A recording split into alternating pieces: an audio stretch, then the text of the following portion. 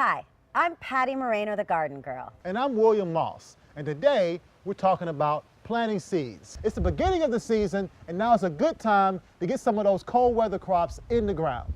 Yeah, we are going to be planting a variety of seeds in here, and we are going to start planting some lettuce, some European mesclun salad, some radishes, because we're going to be able to eat those radishes within the month, and also some oriental greens, some Asian greens here, and onions, because onions take a while, so you want to get those in early. They do. Now the first thing you want to do is you want to get you a nice furrow going. We've cleared and cleaned the bed, so now it's time for us to make a little furrow for the seeds.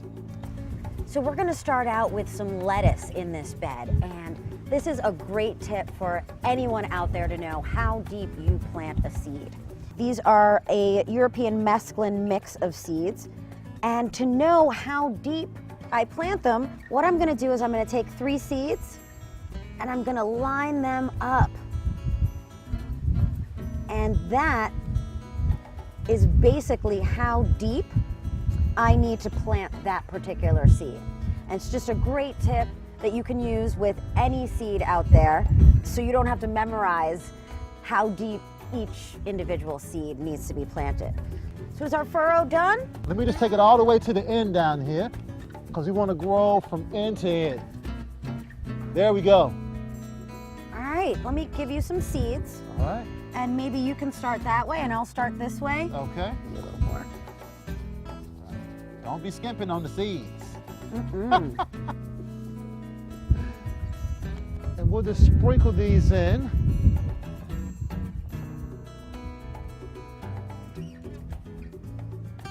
And let me give you some onions.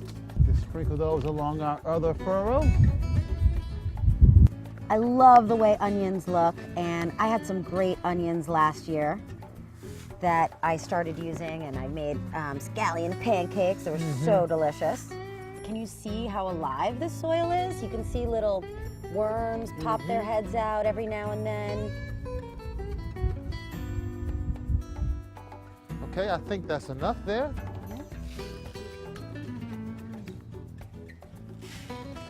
Nice.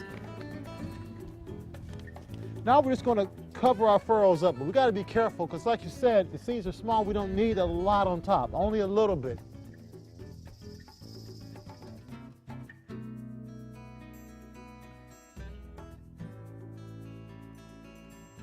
We've got the seeds in the ground, and the next thing we have to do, of course, is water it thoroughly. We want to make sure that during the germination process, the seeds are nice and moist, because that's going to help them germinate. They need that moisture. They're going to have that soil to seed contact. The onions will take a little bit of time before they start sprouting, but our lettuces, within the week, we should start seeing little green sprouts popping through.